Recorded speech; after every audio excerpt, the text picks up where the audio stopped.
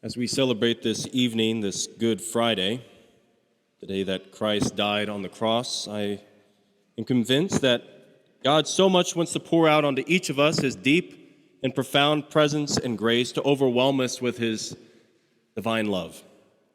And as in just a few minutes, as we look on, coming face to face with the wood of the cross, I think the Lord wants us in the midst of our genuflection or bow, in the midst of our standing before the cross, he wants us to ask the question, why? Why did you do this for me? How can it possibly be that you and I matter that much to God? El Señor quiere que le preguntemos, ¿por qué? ¿Por qué hiciste esto por mí? ¿Cómo es posible que tú y yo le importemos tanto a Dios?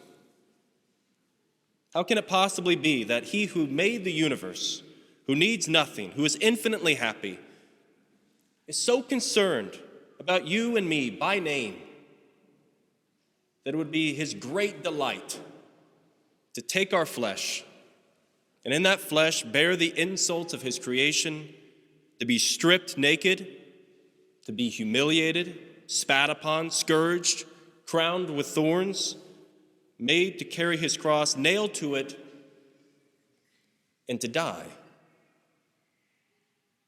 How can it be that you and I matter that much? ¿Cómo puede ser que tú y yo le importemos tanto? Maybe some of us here who have been in the church for decades, celebrating Holy Week for 70 or 80 years or more, or some of us may be here for their first Holy Week. Perhaps some of you here are some who still have never really heard the Lord tell us why.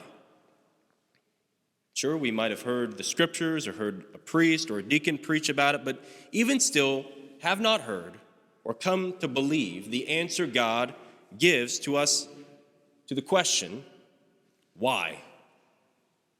Why did you do this for me? The answer, of course, is that because God is passionately in love with us. By name. Of course, there are also those who can easily believe that answer about others here, but not me. Love me. Not given my life with my past, with my present, with what I have done or am still doing, or who I am. Not with those things in my life I have never spoken about to another human person. La respuesta, claramente, es porque Dios está apasionadamente enamorado de nosotros por el nombre.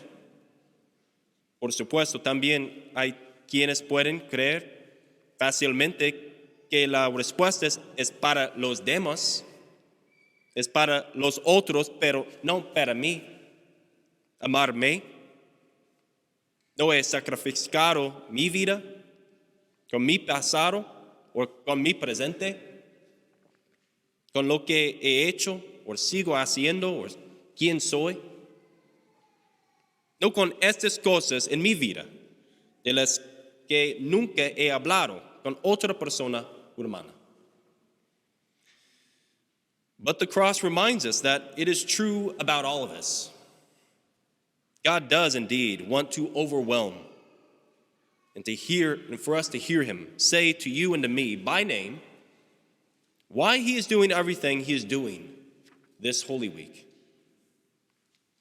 Being reminded why the cross, why the suffering, why the tomb, and why the resurrection. How can it be all done for me? Because when we finally hear him tell us that he cares that much about us, regardless of what might have been in our lives or still is in our lives, then life is different. Then we begin to no longer live for ourselves, but for him. Then we can be filled with hope, filled with the confidence that our lives will be safe. Not that bad things won't happen to us. Of course they will. Being a believer, being a passionate believer, is no guarantee that sorrow and pain won't touch us. Not even horrible things won't touch us. But if we hear his love for us, we will know our lives will be safe because the one who holds us in his hands is the one who laid down his life for us out of love for us. Porque cuando fielmente los escuchamos decir que se preocupa tanto por nosotros, independientemente de lo que pudo haber pasado en nuestras vidas o que todavía pasa en nuestras vidas, entonces la vida es diferente. Ya no que podemos comenzar a vivir para nosotros, sino para Él. Entonces podemos estar colmados de esperanza, llenos de confianza de que nuestras vidas estarán al salvo. No es que las cosas malas no nos van a suceder. Por supuesto que sí, ser creyentes apasionados. No es garantía que las penas y las tristezas no nos perturben. Tal vez las cosas horribles no nos tocarán. Pero si escuchamos de su amor por nosotros, sabremos que nuestras vidas estarán seguras.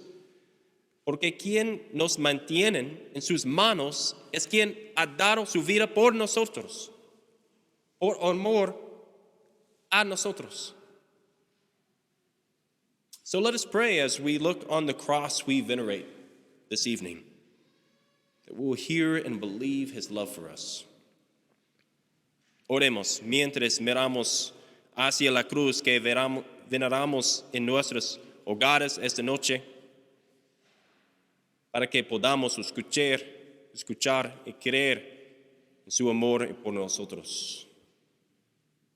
And let us pray also for someone who may not be regularly coming to church yet, but will find their way here or to another church when this long pandemic is finally gone, and will be with us praying, and that when eventually they walk through those doors of the church, they too will be, like ourselves, overwhelmed with the Father's love.